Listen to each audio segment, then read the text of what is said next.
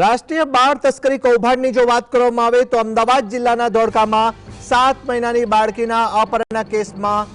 ગ્રામ્ય પોલીસે master mind Manisha Solanki સાથે સંકળાયેલા એજન્ટો અંગે તપાસના ચક્રો ગતિમાન કર્યા છે, જેના અનુસંધાનમાં પોલીસે 2 શકમંદોની અટકાયત કરી સઘન પૂછપરછ હાથ ધરી છે। મહત્વપૂર્ણ બાબત સામે આવી રહી છે, તેને લઈને વાત કરીએ તો જેમાં ગુજરાત સાથે અન્ય રાજ્યોમાં ચાલતા બાળ તસ્કરીના ગુના અંગે